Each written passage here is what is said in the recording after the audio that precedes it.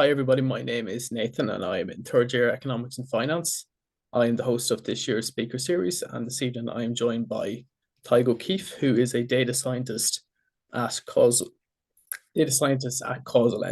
who are pioneers in causal AI. So, Tadhg, if you want to fire away. Thank you very much. I hope everyone finds this interesting, and obviously feel free, people on the call, to jump in with questions at any point. First of all, in terms of my background, so I studied at UCD and did mathematical science. Mathematical science, I don't think actually exists. I think I was the last year of it, but it was kind of applied and computational maths, pure maths and statistics. And one of the reasons I chose UCD was because I could study like a broad range of topics. Like believe in like Trinity and stuff, you might have to specialize a bit more in like pure maths and that sort of thing. So like I got to do theoretical physics and stuff in first year as well. So that was a kind of big reason I came to UCD. And actually I ended up kind of studying statistics and everything in my master's, but coming out of school and everything, that really wasn't something I was interested in. And even in first year college, second year college, I really didn't particularly like statistics. It was only kind of as we got to the more advanced stuff that I actually found it very interesting. Like what I really like is the sort of rigorous theory, but then I also want to be able to do an applied setting. So like the sort of pure mathematics side of things was a little bit too theoretical for me, just where I thought it was interesting, but wasn't actually able to necessarily use it in a job.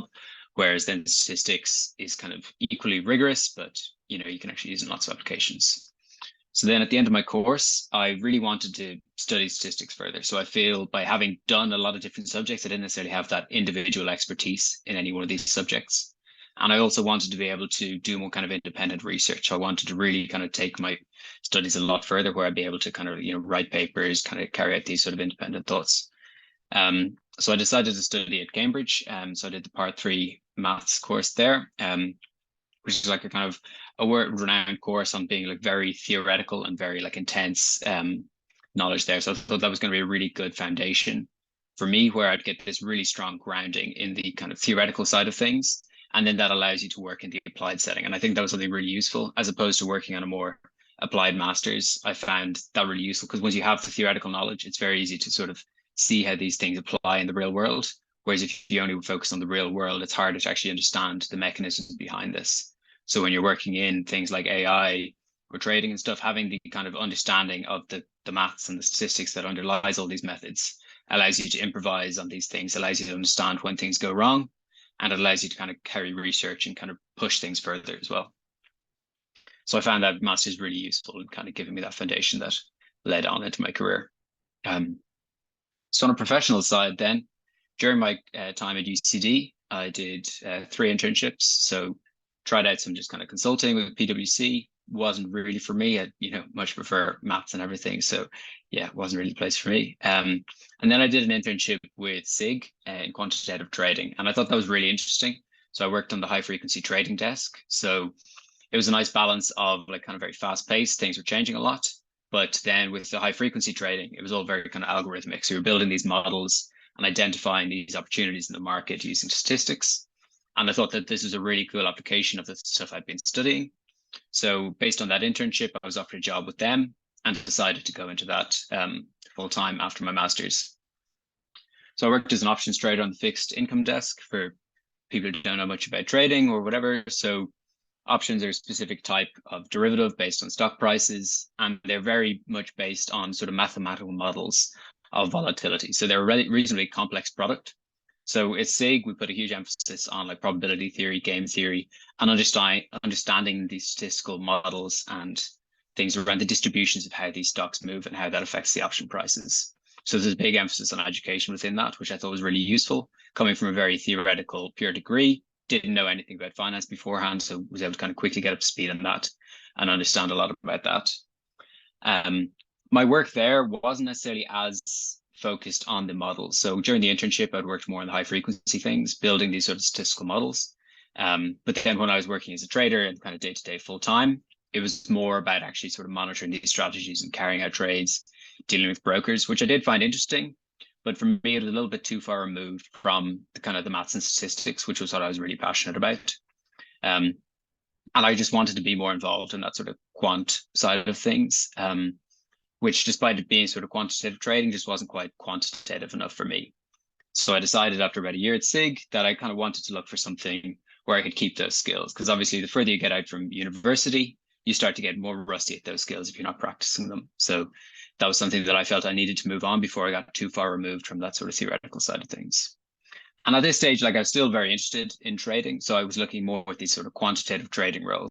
You know, there's a lot of these things where a lot of them are sort of more PhD background and everything, but there's a lot of scope for sort of research and maths within this field as well. And when I was looking for these jobs, I kind of got approached by some recruiters around working in AI. And this was obviously something really interesting to me. You know, it involves a lot of statistics and mathematics. So it's something that really appealed to me. And I was offered an opportunity at Causalens. So Causalens, when I joined in 2020, was just a small startup. So there's 20 people, but it's very ambitious and growing very fast. So now in the last 2 years, we've kind of quadrupled in size to a team of 80. And they had a really exciting vision around AI. So a lot of predictive machine learning has kind of got these more complex and kind of greater complexity is the way forward. And it ends with these sort of black box models. And although they're really interesting and useful, and they work very well in these static environments, I think in a lot of real world applications, when people are making decisions, whether it's governments or businesses, they want to understand why they're making these decisions. So these black box models, although necessarily good at the task they're being set to do, are kind of harder to integrate within the human like kind of decision-making pipeline, which is really where we want to be using AI to accelerate these things in a lot of industries. So the take that Causalens has on this is instead using causality. So it's not necessarily something you will come across much within your studies and everything. It wasn't really something I'd come across at all until really towards the end of my master's. But it's about, you might have heard the phrase before, correlation does not imply causation. You know, and this fundamentally every model we build is based on correlations, but then we're always taught in every single course that correlation does not imply causation, as if we should be doing causation, but then we never actually do. So this is something that really resonated with me and struck a chord. And then the fact that this is like such a new academic field, and it's also Causalens is really like the first AI company to be doing this. So I think that as they were kind of a thought leader in the space and really pushing the adoption of this within industry. And I thought that was just a really exciting opportunity. And I thought it was really a kind of good way to push AI and machine learning further into a kind of a new, more promising direction. As well as also joining a startup, I thought was something really interesting. The benefits of joining a startup, I was obviously quite junior, had only been working for a year, but you immediately get a huge amount of responsibility because there's just not that many people. And you also get a lot of freedom because the company's growing so much, you can kind of help shape the direction of that, which I thought was something really interesting about the role.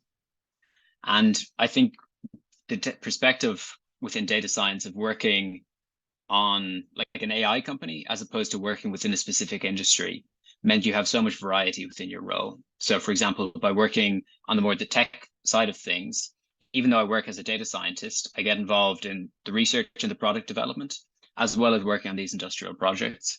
So like I've worked on kind of governmental work, predicting conflict, medical trials, high frequency trading models, all these different sort of things. And I really get to kind of shape and choose like what sort of things I want to work on because we work across industries, which has been something I found great about the role. So I might give kind of a bit more of an introduction now into what causal AI is and a little bit more detail around how this is a step forward and how this works and like what the mechanisms behind this are. So this is a brief just introduction to Causalens. So as I mentioned, we're kind of totally in the space and kind of a large growing company. And in terms of contrasting traditional AI or machine learning, whatever we'll call it, there's a few sort of issues with the current way, which I've mentioned before, mostly around these black boxes, but also these sort of fitting to historical correlations, which aren't necessarily the true mechanisms. So I'll give some further examples of how this can lead you astray. But obviously, if there isn't a true relationship, although we can predict within our training set on it, we might not want to necessarily generalize this into a model or make decisions based on something that doesn't actually have any true effect. And that's why within like the medical field, you'll carry out these randomly controlled trials, because that'll allow you to sort of determine causality, because you're adjusting for everything else and you're ensuring that by randomization, that nothing else can be causing these effects. But obviously in the real world, when we're just observing data, we don't have that luxury. So we need to use mechanisms and methods that allow us to go beyond that and still learn the true effects, but in an observational setting. So I think this is something that causal AI can do. So there's a number of algorithms, and as I mentioned, it's an academic field that allows us to, first of all, identify what is causal, what are these causal relationships?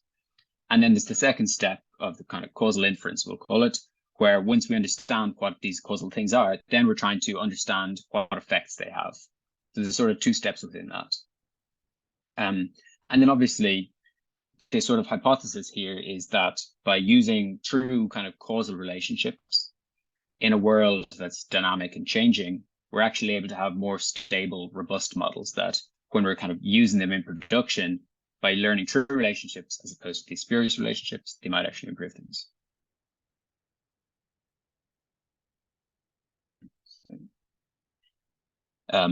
And here's just an example of this sort of spurious relationship and how this could form. This is obviously a very simplified example, but if we looked at the kind of historical patterns of the number of shark attacks and the number of ice cream sales, we would see that year on year, as shark attacks go up, ice cream sales go up, and as shark attacks go down, ice cream sales go down.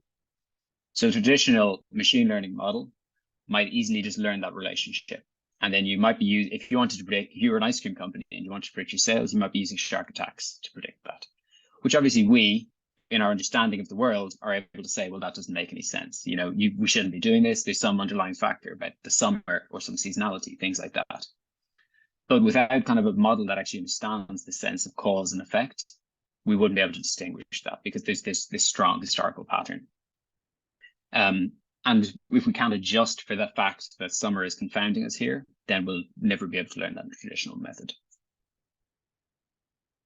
As I mentioned, just kind of to show how this field is growing, the recent Nobel Prize in 2021 was for economics, was actually awarded for work on causality and their understanding of causal relationships. So it's really kind of a growing field. And if we look here, there's kind of a graph around the number of papers at NeurIPS, which is one of the top machine learning conferences. And these are the number of causal papers in it. And as you can see, it's really exploding in the last sort of 5 years. So I think this is really sort of at the forefront of what people are doing within the field of AI. And, Microsoft, Uber, Netflix, all of these people are developing teams working in causality and trying to use this within their own systems as they understand the kind of limitations of current approaches. And effectively, the fundamental reason, or one of the sort of underlying fundamental reasons why correlations may lead us astray is because of this thing called Simpson's paradox, where a relationship that we observe between two variables, so let's say cholesterol and exercise, can be going in one direction, but then if we adjust for another covariate, we can actually learn the completely opposite effect. So as you can see here, we have a strong positive correlation, but then if we adjust for age groups, within every single age group, we actually have a negative effect. So now, which is true, which is correct? Like, should we adjust for this? Is it spurious to adjust for it, or is it correct to adjust for it? So we need to understand the causal mechanism behind this. Which does exercise drive cholesterol? Does age drive exercise? All these sort of interrelationships. And until we can infer that, we won't be able to make any sort of assumptions about the actual effect of exercise and cholesterol. I'll give another example here with vaccines. So this is something that kind of came up a lot in 2020. Around people trying to understand the efficacy of a vaccine. So especially as we rolled it out to specifically older people at first, where obviously the older people at that point in time in 2020 had a higher mortality rate, but also we're kind of getting more vaccinated. So if we didn't adjust for age, in this case, we would actually see that the efficacy was very low for the vaccine. And actually more people who got the vaccine were dying or having severe cases of COVID. But then once we adjust for age, we would actually get the true effect. And within each age group, there was a positive benefit of the vaccine. But we needed to, again, adjust for this. So obviously us with our understanding of the world are able to understand this sort of causal diagram, that age increases your chance of getting a severe case, but age also in this case increases your chance of getting a vaccine. So the relationship that we learned between getting a vaccine and getting a severe case of COVID was actually being confounded by this age thing, which we need to adjust for, and which we would need to discover autonomously through data if we didn't know this and if it wasn't such a simple diagram. So as we can see, yeah, we can get a completely different conclusion once we adjust for this. And the reason for this is effectively when we're looking at that number, the original conclusion, we're looking at the probability that somebody got sick given that they were vaccinated, which is a sort of a conditional probability question. However, in reality, what we're asking is a causal question. We're asking not if, given that you're vaccinated. Instead, we're saying if I vaccinate you. So it's a slightly, it sounds subtle, but when it actually comes to the mathematics of it, it's extremely different. And we have to use this entirely different sort of nomenclature or kind of way of describing this, where we're actually intervening and taking an action, and that changes probability distributions. So instead, we kind of have to estimate this completely differently. The 3 steps that we take within Causalens to do this are causal discovery. So this is, first of all, looking at the data and identifying these causal relationships. So understanding this structure. Then kind of causal model discovery. So once we understand the structure, we can learn sort of the functional relationships here. So this would be more like a traditional machine learning model, can learn exactly how all the inputs feed into the output. And then once we have a kind of a causal model, we can actually ask these questions. So these are like what if scenarios, or what would have happened if this happened. And these are like causal questions. And if we asked a traditional machine learning model, it would give us these conclusions we might have seen in some of the previous examples. But if we actually handle this properly using the proper notation, the proper methodology, we can actually get better estimates of these causal effects. All right, I guess before I move on, so here we have kind of a slightly more technical deep dive into what goes on beyond this. I guess, do you have any kind of questions around what I've discussed at this stage? So I might just throw one out before you go into the more technical stuff. So how do you feel this new approach has been received by clients that Causalens might have? Do you feel there's a strong interest in this idea in the industry? I think there's definitely a lot of interest. So I think part of the issue is communicating what the benefit and the uplift is. So I think we can obviously go through the maths and everything and show why it makes sense in terms of asking these questions. But especially when you're dealing with people within industry who aren't necessarily coming from a technical background, it can be quite hard to understand these differences.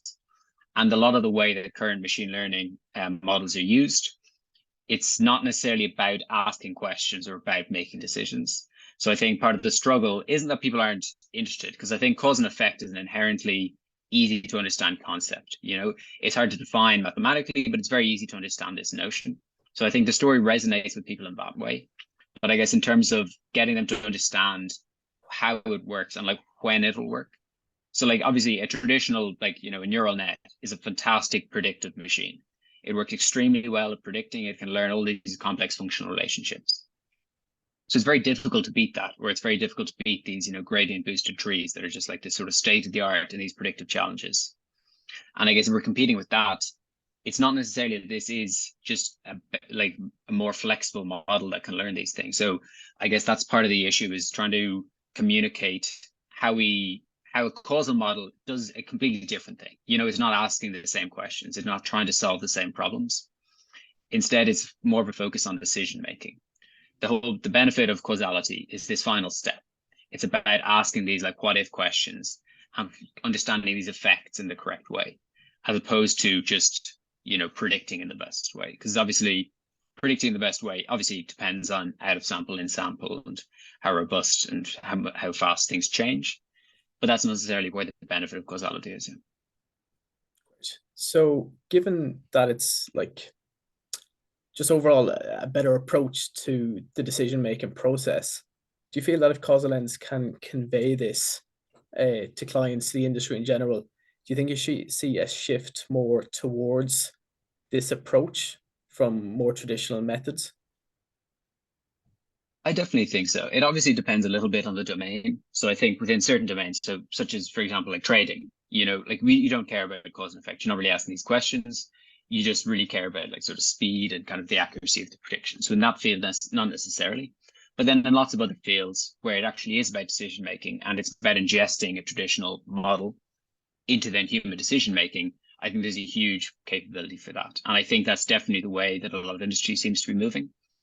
So I don't know that you probably haven't seen, but there's been a lot of talk recently within the EU and within the US about regulating AI.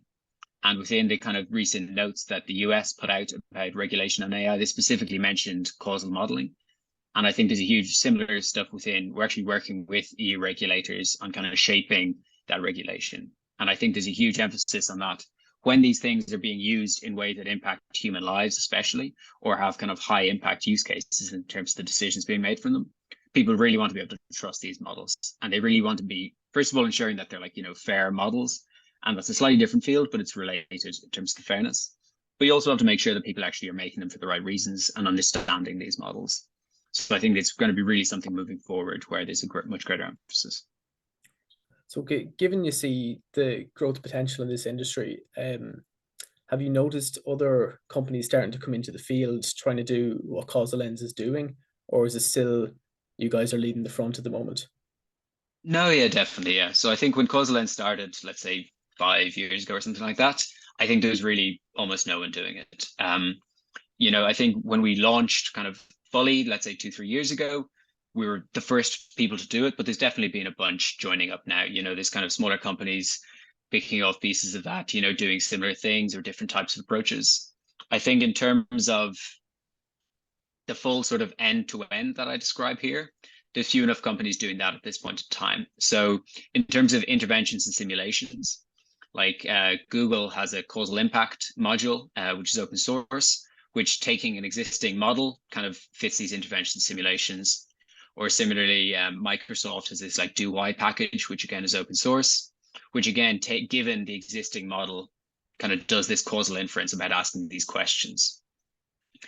In terms of the actual discovering of the graph and discovering of the model, there's slightly less competition there. Like a lot of these open source packages and our competitors from the main sort of large industrial like kind of tech giants are more focused on a known model, which they've come to from A/B testing or something like that. So they kind of understand the system and they don't need this. So I think on the whole kind of end-to-end pipeline is really the differentiation that Causalens has at this moment. It's about bringing everything from academic literature into one place and in a kind of a smooth workflow. So you threw out some pretty big names there like Google, Microsoft. Does Causalens fear competition from companies of this size and the amount of cash that they have to spend towards something like this? I don't think to a huge amount at this stage. So, I mean, Causalens is probably like the largest funded causal research lab in the world, potentially. So we raised like 50 million pounds in March.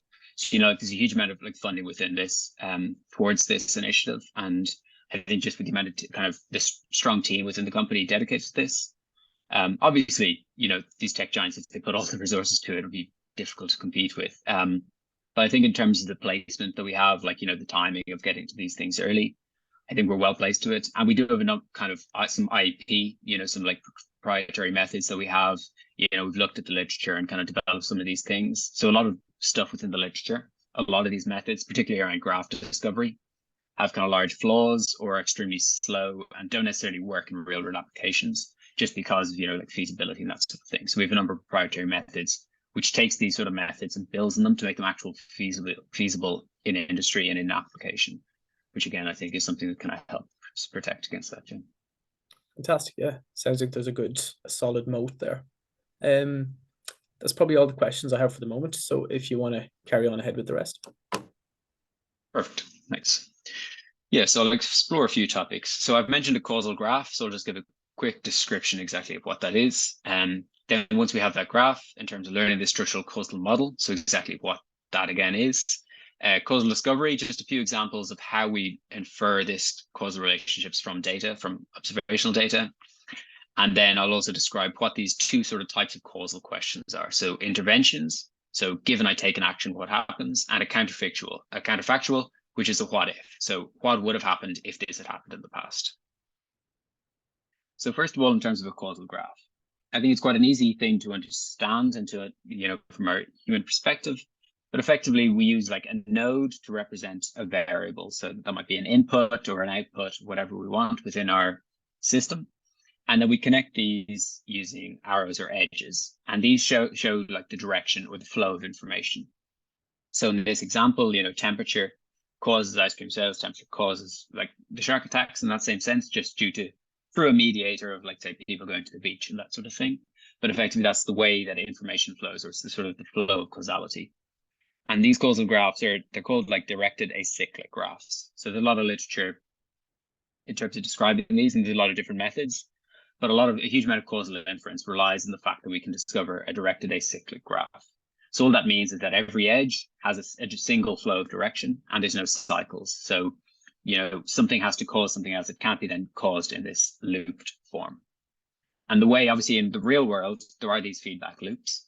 So I think that's a real challenge, and it's a common question that comes up is, well, obviously in the real world, there are feedback loops. So how can you have this acyclic or no feedback loops? And the way we handle that is through time. So if we kind of condition on time, or if we adjust that two things can't happen instantaneously, and then by having these sort of like lagged variables or using like the past and the present, we're able to kind of capture these feedback loops without having to have an actual loop within the graph itself. And these causal graphs, as I mentioned, imply kind of statistical things. So when we look at the data, we'll observe a number of, let's say, correlations or kind of relationships between our variables. And if we knew the causal graph, we know what statistical relationships we would expect to see in the data. And conversely, so then we can try and back that out. So given what a known causal graph would infer, we're then able to look at the data and say, well, what causal graphs are possible from this? We make certain assumptions around, well, if there are certain equivalences or conditional independences within the graph, then we should be able to observe them within the data. And that's kind of one of the ways we can learn these relationships. And as I mentioned, correlations kind of lack this a little bit. So here's a number of examples where we really care about X into Y. So we're trying to see if we should model X with Y. And in all of these cases, the correlation between X and Y can be exactly the same. But there's only one of these cases where actually using X to model Y would be reasonable. So if Y causes X, we could use it in that sort of sense, but it actually wouldn't have the same meaning. If X changes, it has no effect on Y. It would just be conditionally dependent, but not if we actually intervened on X, it wouldn't change. Or all these other types of relationships. And all of these are cases where the correlation would be exactly the same, and the model would learn the exact same relationship, but would actually be leading to flawed conclusions moving forward. So then once we've learned this graph, we can learn a structural causal model. So effectively all this is it looks at this causal graph that you have, and it puts specific sort of equations on this. So it says that each node within that graph is, a function of its parents. So it's a function of all the things that cause it, as well as maybe some noise or whatever. So you can have certain assumptions around that. And then you can learn these functional relationships. So Causalens, for example, has a number of proprietary methods to learn these. Like Microsoft and its do-y package similarly has a structural causal model as well. So this is really the way that you can build these causal models, and then using them ask these questions. Obviously, how we exactly learn them depends on the domain, depends on the type of data and that sort of thing. But effectively, it's just a way of describing a causal graph and these functional relationships. So I mentioned that a number of packages, focus on the inference and asking these questions, and they kind of assume a certain causal knowledge. And so there's three ways of getting causal knowledge. So the first way, and the most obvious way that we'd know from, let's say, medical trials, is interventional experimentation. So effectively what that means is you take some actual system and you intervene on it. So you assign like a treatment drug to a certain number of people. Or if you're A/B testing, you assign a certain marketing strategy to a certain subgroup of the population. And then you've controlled and randomized over everything else. And you just observe what happens under that intervention. And that allows you to understand the causal effect of one thing on another. The reason we don't always want to do that is it's very expensive. Like, for example, like medical trials can cost like hundreds of millions and all this sort of thing. So it's very expensive to do that. And we have all of this just observed data that's, so much cheaper, as in it's just happening, it's just observed, we can just measure it. So if we're able to learn from that, there's a huge value in that. So then we can use causal discoveries.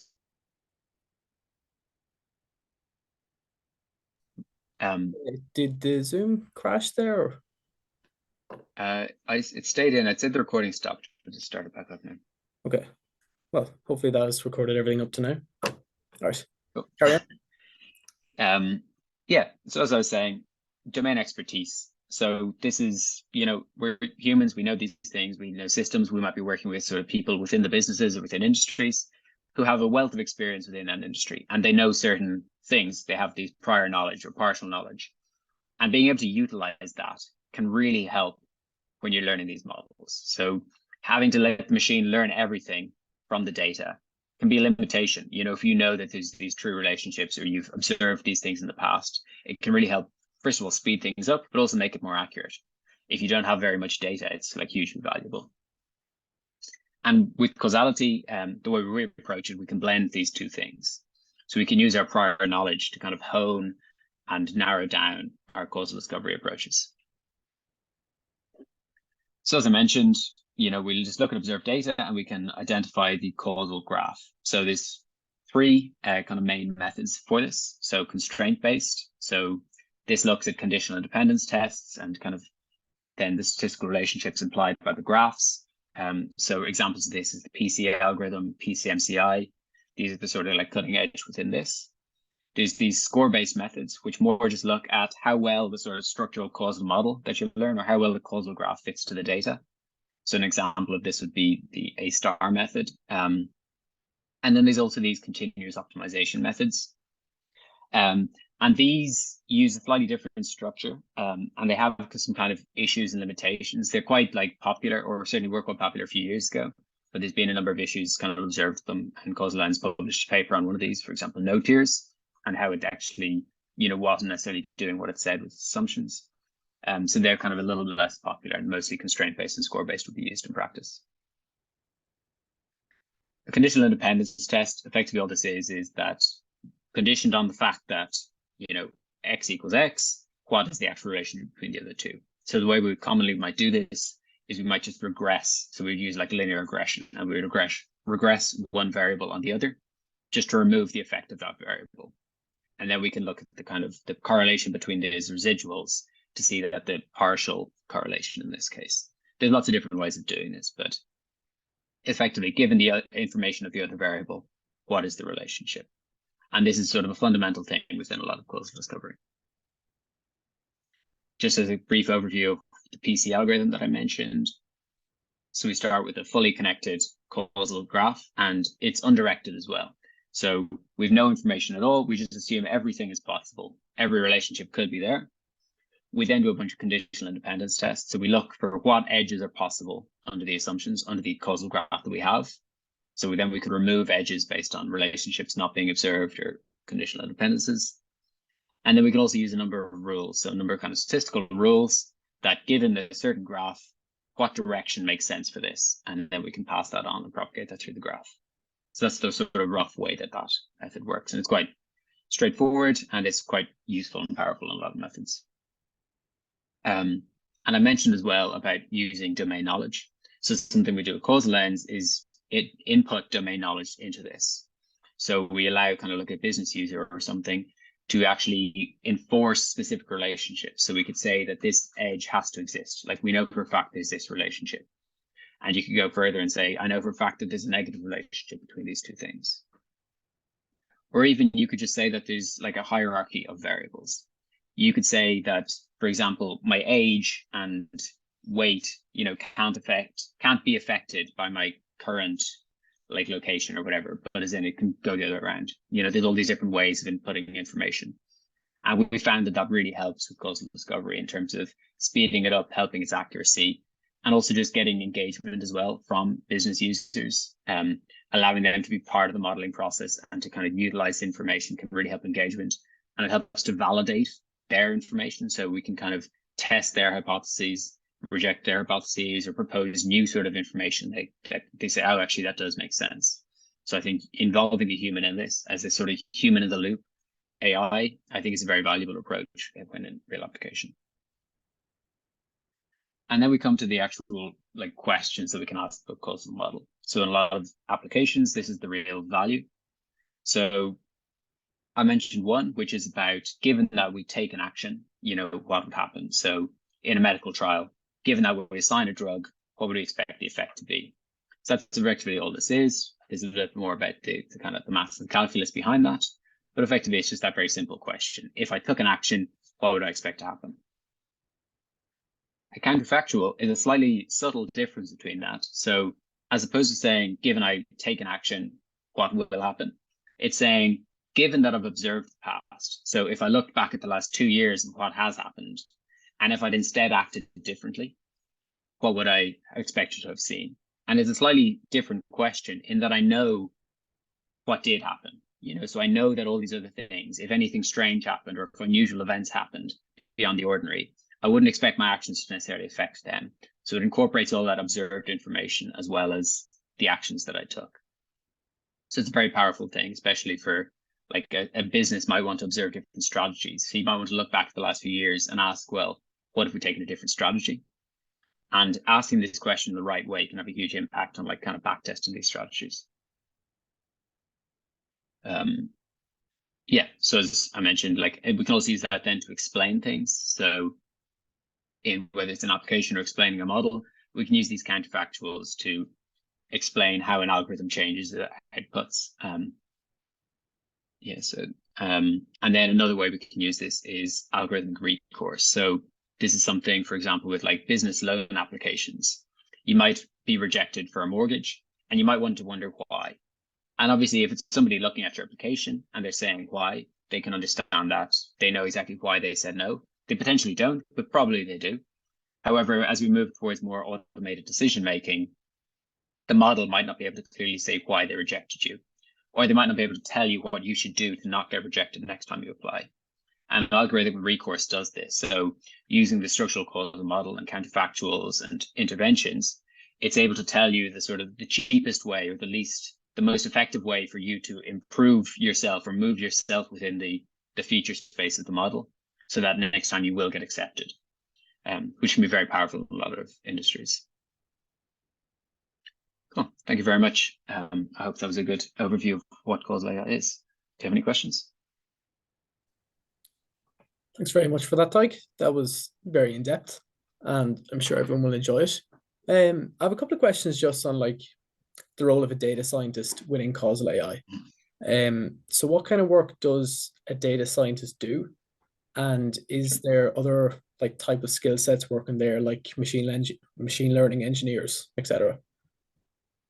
Yeah. So yeah, first of all, as a data scientist, we're mostly, I'd call like an applied data scientist. So we work mostly on applied problems. So we're taking the existing technology that we have within Causalens and applying it to like industry problems. So working with our clients, working with potential clients, and helping solve their problems with causal AI to show the capabilities to kind of from a commercial side, but also to help them actually like solve their problems, implement these things into their processes, into improve their decision making. So that's the sort of normal end to end of data science. So taking in data, cleaning it, all that sort of stuff, building your models, building your causal graphs, learning these things, understanding the domain and working with the business user to understand what they want out of it. So once you have this good model of the system, what sort of questions do they want to ask? What's the best way that we can actually digest this model so that it can actually impact their business? So that's the sort of the main day-to-day. Within Causalens specifically, we have like a team of machine learning engineers. We have a team of researchers who are kind of developing and writing papers. But as we're a startup, there's a lot of flexibility to both sides of those things. So I work a lot with the machine learning engineers as well, developing aspects of our technology, kind of adding new features and working on the kind of more software development side. And I've also recently published a paper with one of our researchers at NeurIPS. So I also get to work in the research side of things. So I think that's the real value of a startup, is that you get to work across these teams. You're not kind of stuck strictly to kind of your roles. Fantastic. Yeah. Looking back on that question, having heard that you say it was a startup, I should have expected that there was going to be a lot of intermixing between teams. Sounds fantastic. I'm sure it's a great way to get exposure to the entire workings of the company. I just have a question here in chat from Matthew. So given how young and growing this field is, how would someone begin in learning more about these concepts and topics? Yeah, sure. Yes, I mean, I think first of all, the reality is that almost no one studies this at any stage. Like it's such a new field that it really doesn't come up for anyone. Like some people might have it as their PhD topic or something like that, but prior to that, it really does never come up. So I think within a lot of these fields, it's not necessarily an expectation that you will have come across these things before, if you're sort of looking from a job point of view or that sort of stuff, because it's not something that really anyone's come across before. In terms of resources to learn more about this, which are great, and I think it is something if you're interested in, So the sort of the founder of the field is this guy called Jade Owl, and he has this foundational book called The Book of Why, which goes through all this sort of thing, and it establishes all this notation around this kind of the do calculus that I mentioned, which is around taking these actions. And he really kind of founded a lot of this field. So that's a great resource to start with this, the Book of Why. Or else looking at a lot of these sort of like open source packages that I mentioned, a number of them, have good documentation around exactly what they do. I'd say, yeah, to be honest, like the Book of Why and Jade Owl is really the best way to get started on that. There's obviously a lot of papers being published on it at the moment, but as a real like foundational introduction to it, is the Book of Why and like a primer as well. He's written on causality. But really, like a strong foundation in maths or statistics or whatever your kind of background is. Just kind of once you have that, I think it's relatively straightforward to learn these things. So is there any more questions there from anyone else in the Zoom? If not, I think happy enough with that. So Tadhg, thanks very much for joining us today. Really hope that the first half of the Zoom wasn't lost, but I will let you know about that. Hopefully, yeah. I've really enjoyed hearing about Causalens. It sounds really interesting, and I'm sure we'll hear a lot more about it in the future. Thank you very much. Thank you very much. Cheers. Thanks.